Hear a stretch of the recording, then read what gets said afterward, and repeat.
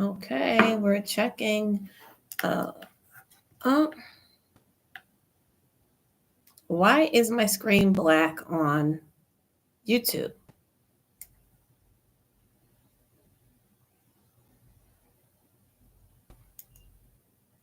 Is my screen black on YouTube?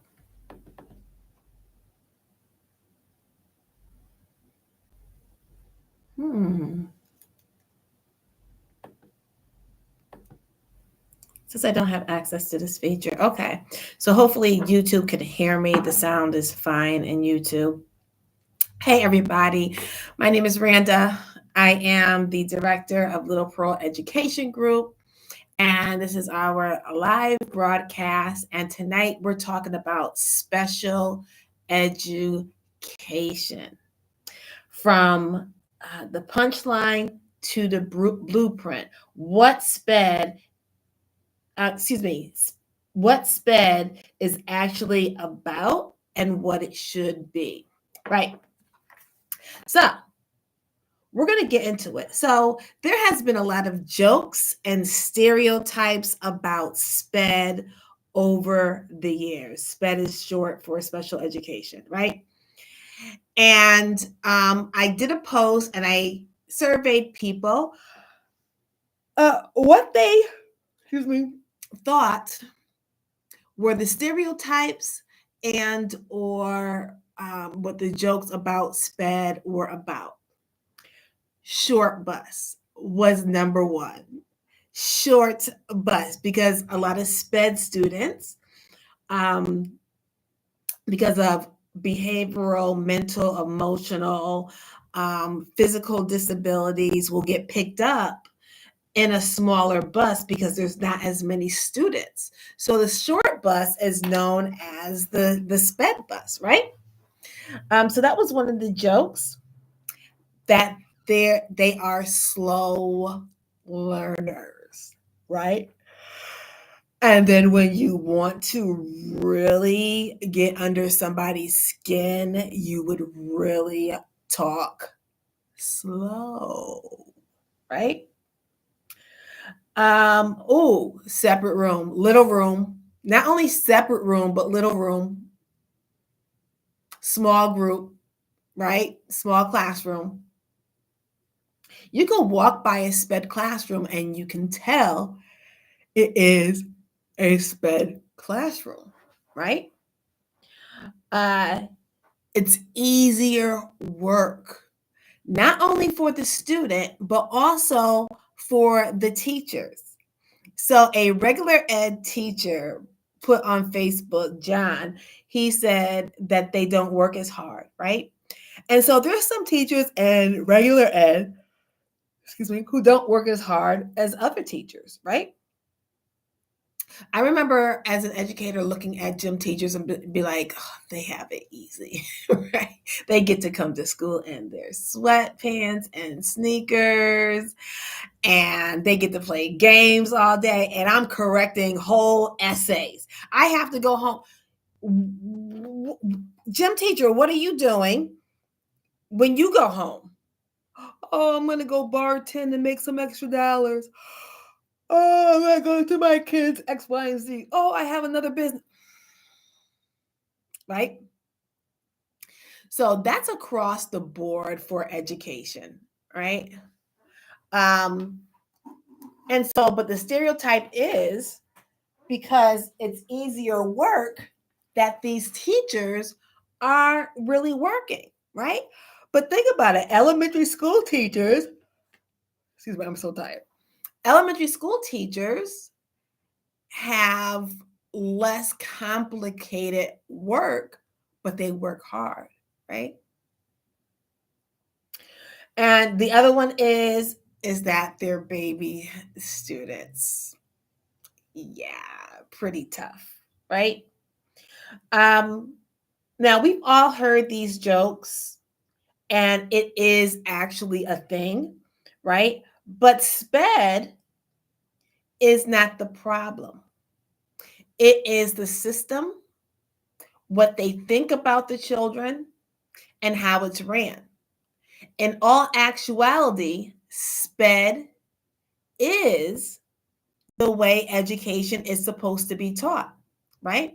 So if you have a child that is in education, or maybe you were in SPED, it's important to know this so that you can have a different sense of self-worth and what you've actually have experienced, right? Everybody doesn't have a negative experience with SPED, but a lot of people, especially in the inner city, do, right? So we're going to break down how SPED is the way education is supposed to be taught, while not pretending like SPED is perfect. So in theory, SPED is the way all education is supposed to be ran. But there are issues in the way it's actually being ran.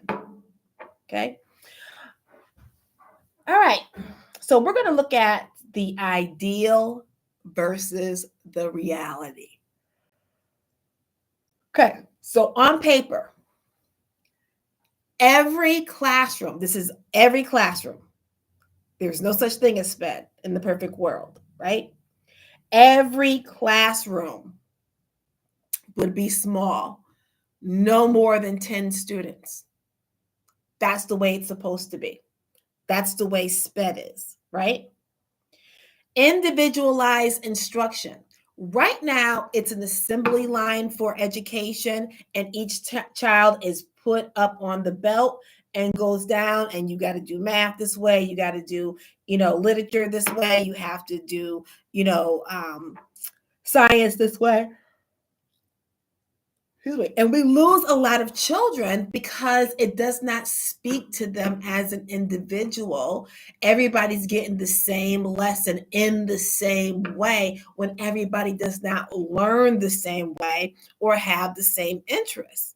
And so a lot of kids end up falling through the cracks, right?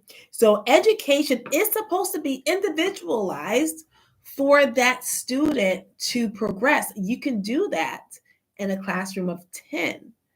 You cannot do that in a classroom of 30 plus. Oh, excuse me. Some classrooms are more than 30 students, right? Real progress tracking. You know how, like, in professional sports, hey, Juju, welcome. You know how, hey, Cypher, welcome. You know how in professional sports, you have a coach, and the coach is giving feedback to the person that they're coaching, the athlete, in real time, during practice, during games, right? That's what education is supposed to be. You're supposed to be tracking progress in real times. Teachers are supposed to be facilitators, right? And you can do that in a small group setting. Hey, baby daddy. Multi-sensory learning, right? Again, individualized and instruction is differentiated, right? Instead of the teacher being the know-it-all, standing in front of the classroom, giving out information and students just taking notes, you're using the different senses in order to get the material to be understood by students. Yeah, I said it, Juju. All right. Let's look at what else is best practice for special education. Family collaboration, right? When you have a small classroom of 10 to 15 students, you get to collaborate with families. You get to have more intimate relationships. As a high school and middle school teacher, I had up to 30 kids in each class, 5 classes. That's 150 students. So that's like 300 parents, not to mention like step parents, that can add to the number. So that's a lot. How can you collaborate on an honest level with that many people? It's a very difficult system to navigate. So that's why SPED is the way schools are supposed to be ran. You have built-in support for social emotional needs. All students have social emotional needs, not just SPED students. When I took a special education course in college and I'm like reading all of the diagnoses and what's included in that learning, I was like, that's me. Oh, I do that. Hey, hey, Nikki. Um, and other students said that too, right? So there are educational needs that are out there that are not being addressed because, again, it's an assembly line. You get on, you get treated the same, which means that you're not getting the needs of the students met, right?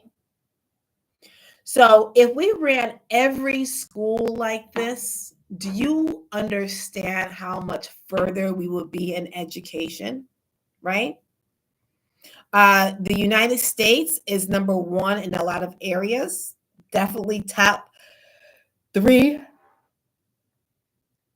In education, we're number 36. So one of the world's most powerful countries, and we're number 36 in the world when it comes to education. There's a direct correlation between how much a family makes per capita and their students' test scores, how well they do in school. The less you make, the worse you do. The more you make, the more the students do.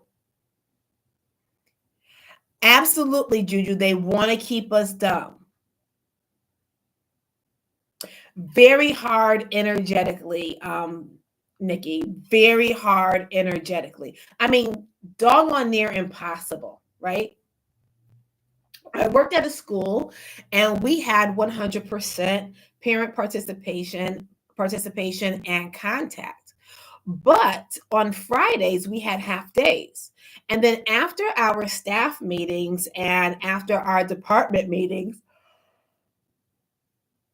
I would have to give my assistant teachers and divide it between 4 people the list of parents that we have to give them information and updates.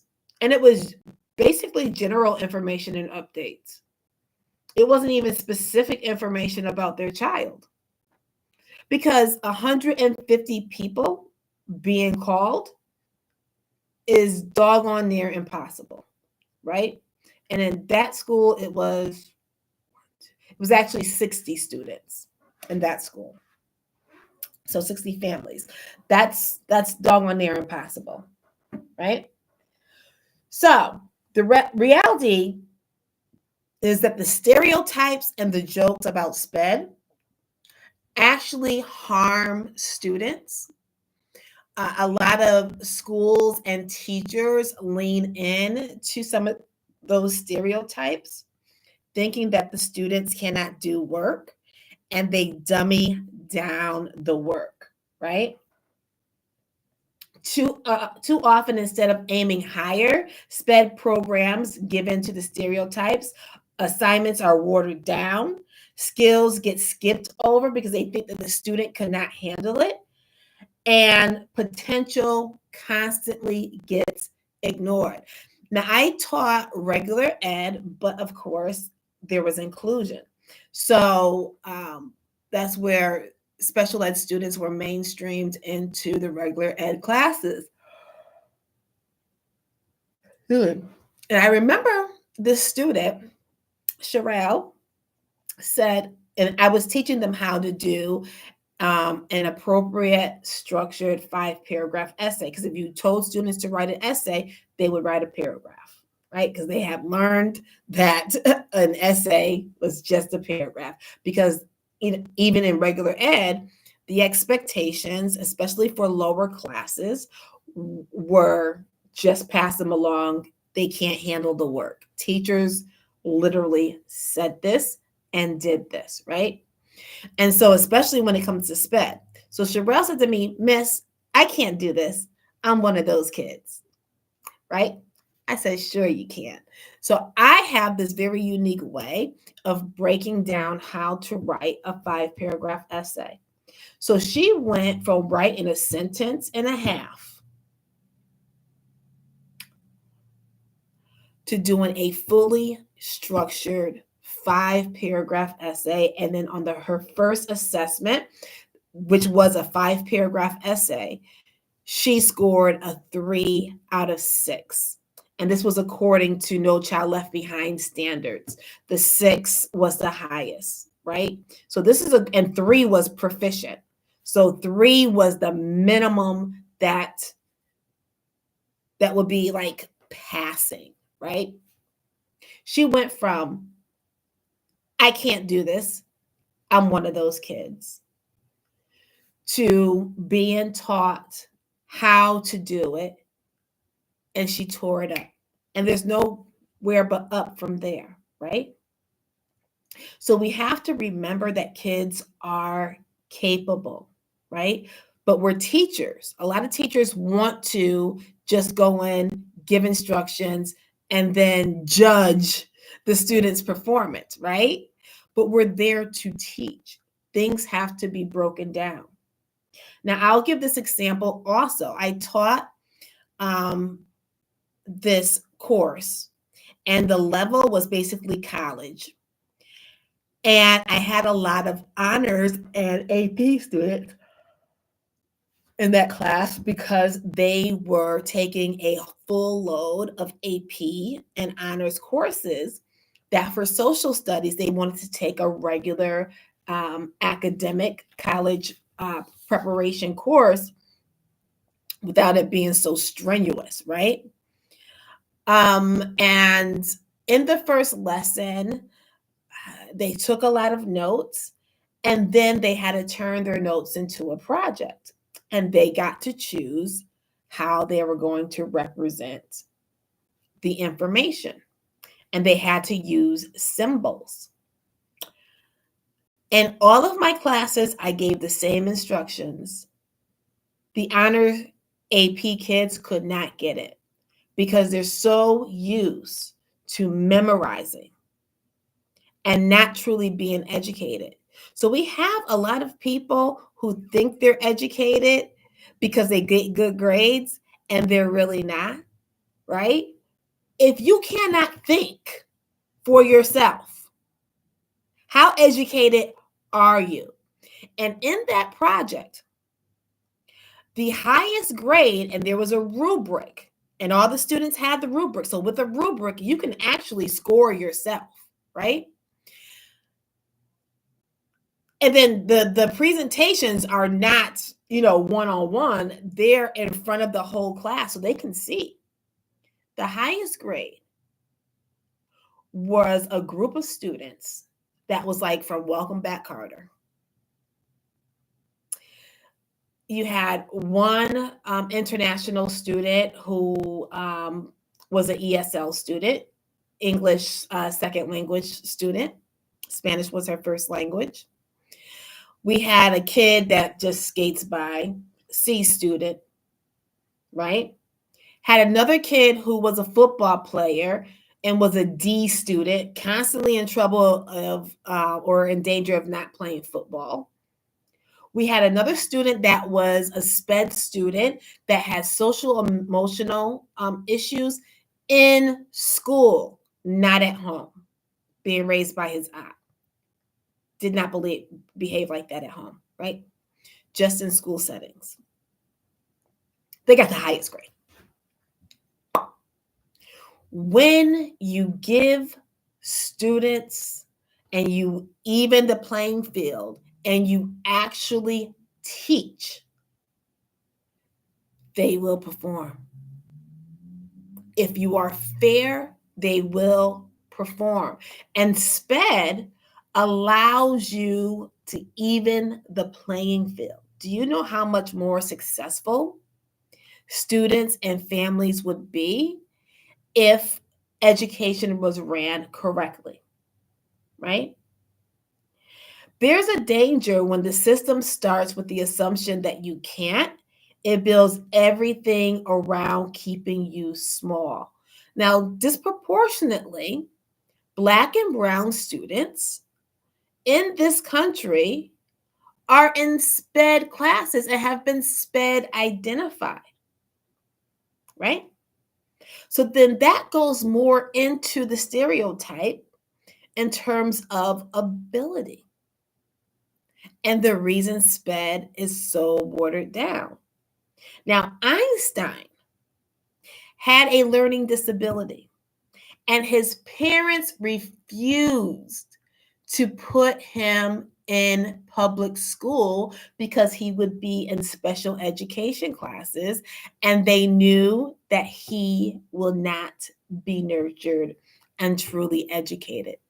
So he received private education. That goes to show how powerful education is, right? It has the power to unlock opportunities or lock people up, lock them down, like literally. Um, and so we all know that Einstein is the brilliant mathematician, scientist that he is. Now, SPED models should be universal. The school that I developed treats every classroom. We have a 15 student limit, right? And that's more realistic, than in terms of monetary wise than 10, right? And that's half. And sometimes even, greater of a percentage than what the standard is across the United States right now, right? Kids need to be seen and valued. This is what the SPED model allows for. Fewer students will fall through the cracks because you're speaking to who they are. You're educating them, right? Social emotional learning is built in. I was pulled from an assignment and I had to create a special program, not special ed, but a special program for students who are at risk. And in developing that program, we did a character education course. And it helped not to only change that grade level, because I was in charge of 8th grade. And then the program expanded the next year and went to 6th and 7th grade. Just when I was running the program in 8th grade, it not only impacted those students in 8th grade, but it impacted the entire school, even though they weren't in the course, right? So social emotional learning is essential, right? We have to teach kids how to regulate their emotions because they don't have that naturally. Some kids do, right? But the vast majority do not. They need to be taught skills for life alongside academics, right? Students need to explore things so that they can start to know and understand where they are brilliant at. The current workload, the academic workload for schools, makes a lot of students feel stupid because they may be mediocre or really bad in certain subjects or all the subjects, and they feel stupid because their intelligence is not assessed. Everybody has a brilliance in something.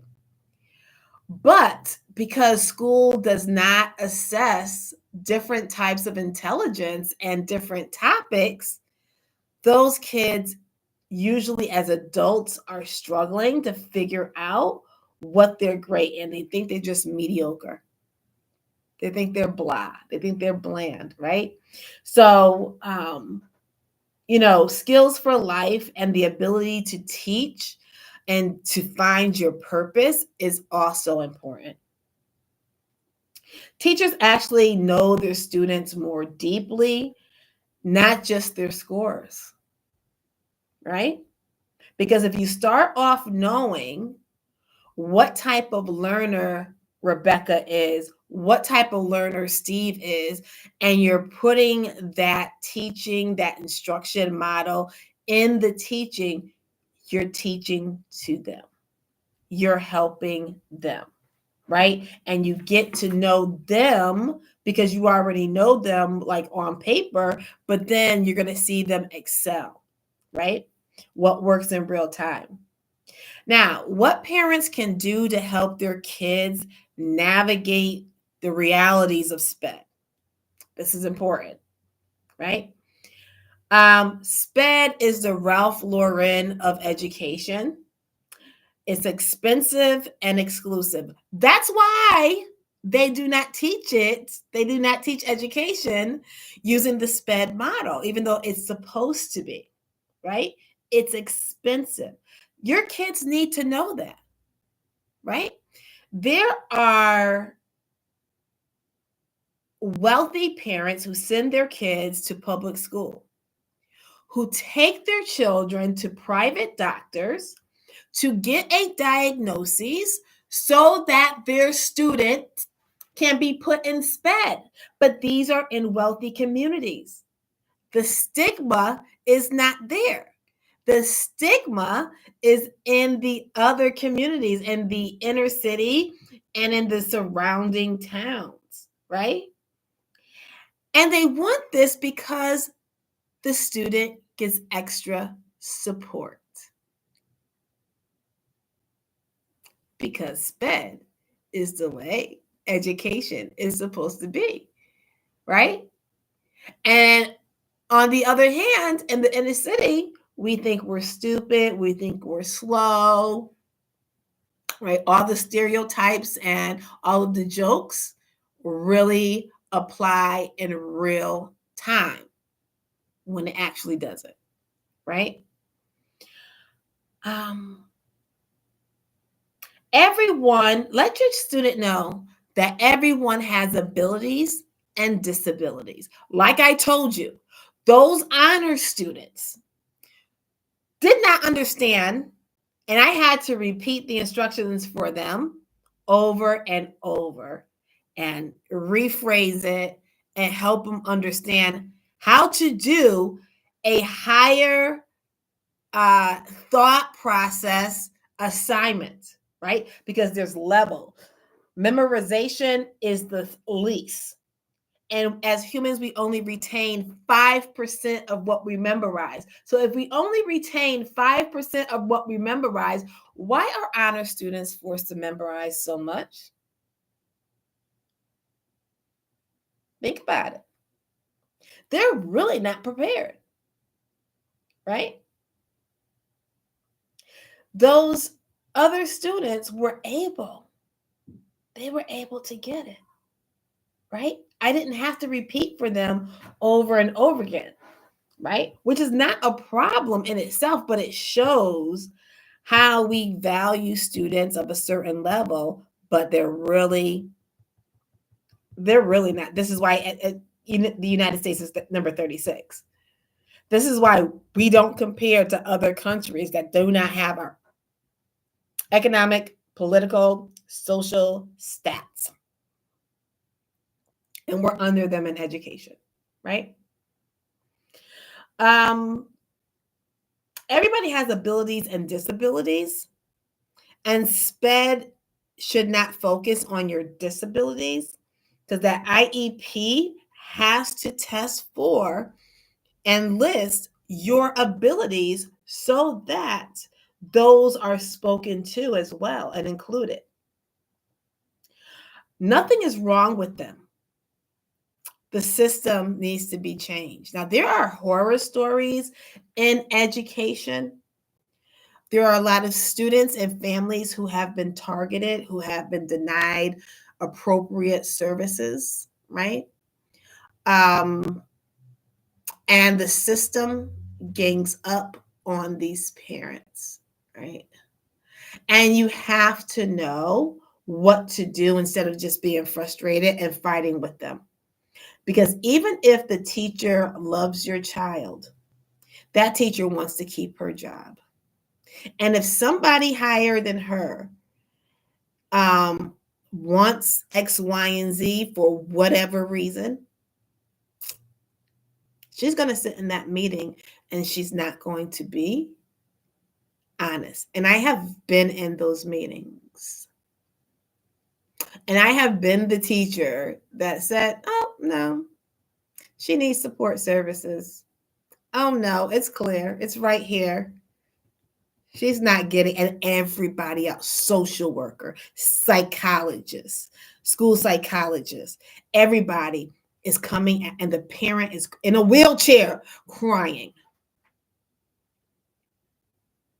as the student is being expelled. But when I said she did not receive the services according to her PPT and her IEP, then she's not responsible for the behavior that you're trying to expel her for. Oh, they came after me after that. They were mad. They were, and I've never had a problem out of this child in my classroom, which shows it's the system, right? And parents need to know when their child is being targeted. And sometimes it's not directly targeted, sometimes it's systemically. They're being a systemic target because they fall into certain categories. Okay. Now, practical steps that parents can take in order to help any child of theirs that has been designated as SPED. Supplement their education. Supplement their education. This is for all parents, right? Do not leave your education up to the schools, because they're actually brainwashing and they're creating a model of students that simulate society. And this is how they keep society going with the same issues and problems and people being on the same levels economically, socially, and politically, right? Provide books and topics that they love to keep the love of learning excited. In schools, many times they don't have choices in what they read, and a lot of times they don't like it. And so they stopped liking to read, they stopped liking to learn, right? So supplementing them. If your child loves comic books, have them read it. It's reading. If they like sci-fi, have them read it. It's reading. If they like murder mysteries, have them read it. They're learning, because in those texts, there's a lot of information. It's not just a story, right? There's a lot of learning that is happening as they are reading and decoding information from that text.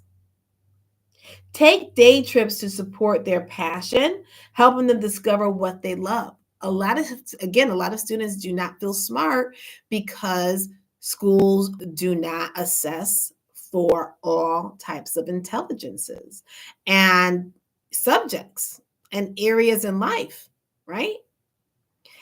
And so when you take day trips, whether it's to the library, whether it's to museums, whether it's into nature, wherever, help to uncover your child's passion.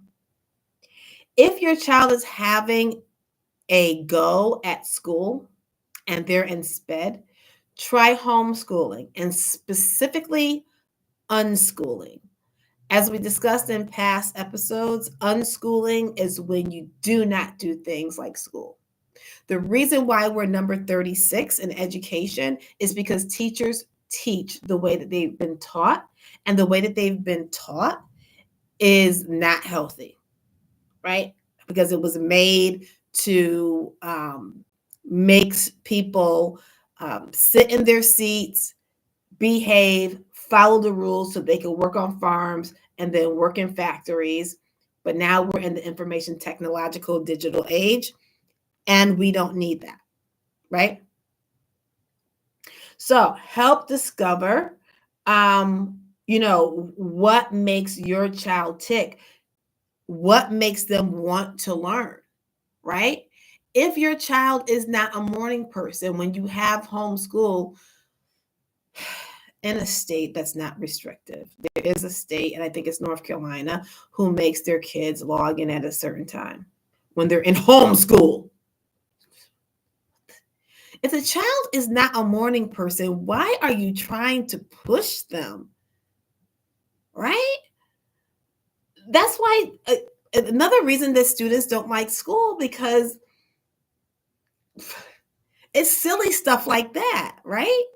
I know a student who needed math in order to graduate, and she's not a morning person. Math is not her subject, and they gave her math 8 o'clock in the morning.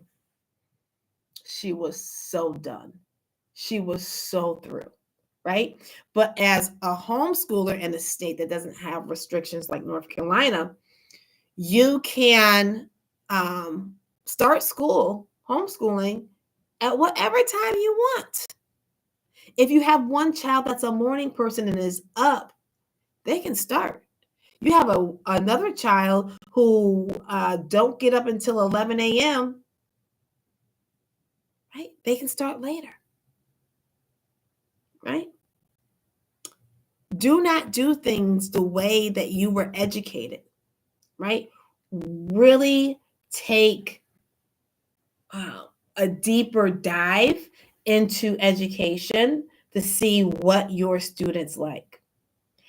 Advocate for your students through their evaluations and services. Do not be afraid to push for testing, to push for extra supports if your child should need it. Learn your children's rights under IDEA, IDEA, and the Section 504. So some SPED services are for students who are temporarily physically or mentally incapacitated, and they're not a full-fledged SPED student, but it does fall underneath that. Build a supportive network, connect with other parents, teachers, specialists, collaborate in order to get the best insights for your child. Help your child separate their identity from their label, right? And that's what we went through, the specific pointers at the beginning. I'm just sorry, I just got a text. Use technology and tools that's going to help your child be prepared for this digital age, right? A lot of schools do not have enough resources in order for them to be educated technologically at the level that other students in other districts are. During COVID, when they shut down schools, the districts, and they were more wealthy districts that were already learning using digital tools, just transferred those tools to home. That's it. Those students really did not skip a beat because their education, Instagram, their education is matching what is needed for today. Other districts, especially in the inner city, sent student home with packets, big, thick packets for them to work on. Who's correcting that? Who's correcting that? And then complain how students are so far behind because you were not prepared in the first place. So as parents, make sure they have the technological needs that they have at home in order to learn. Audiobooks, assistive tech, educational apps, planners to help them organize and really get into learning. Focus on social emotional growth, right? On your own at home. Don't leave it up to a teacher at school to teach your children that, right? Character ed. You can look it up on YouTube. You can look it up, via Google. You can look it up on Chat GBT, right? Seek enrichment beyond the school system. After school programs, summer camps, tutoring, therapy is really, really good when you find the right therapist. And community classes. That's going to help your student be more well rounded and again, get into what they're actually passionate about because they have different experiences. Maintain health and wellness. There's a lot of hidden sugars in the American diet, things that we normed to be okay. They put extra sugars in our bread compared to other countries. There's sugar in hot dogs when you probably wouldn't think so. So if you give your child bread, hot dogs, um, French fries, and they're using the ketchup and chocolate milk, right? You're loading them with sugar. So there are students who cannot focus because they're having a sugar rush based upon these normal foods. So focus on health and wellness is important. And if you homeschool and you unschool, understanding nutrition is important for science as well as math. So, and then you're teaching the child how to care for themselves and their bodies, right? And it's a part of the curriculum. Okay. So that is it. I hope this helps out with anybody who is a SPED educator, any parent who has a SPED child or caretaker who has a SPED child, or if you were in SPED and or someone that you know and you wanted to have a greater understanding, right? If anybody has any questions, let me know. 5, 4, 3, 2, 1. All right. This is Randa. I am signing out. We will be back next week. I got to get better at broadcasting the topics. I really have not been posting that much. So I gotta set out the topics sooner so there could be more interaction. So I hope this helped you guys. If you have any questions, and you see this in the replay, do not hesitate to leave a comment if you want to add to the conversation or if you want to ask a question. Okay. All right. Bye, Instagram. Where's the off button? There we go. Okay.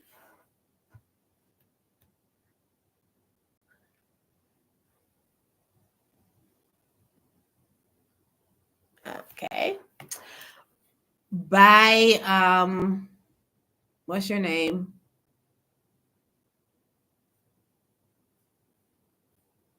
Oop. Goodbye, YouTube.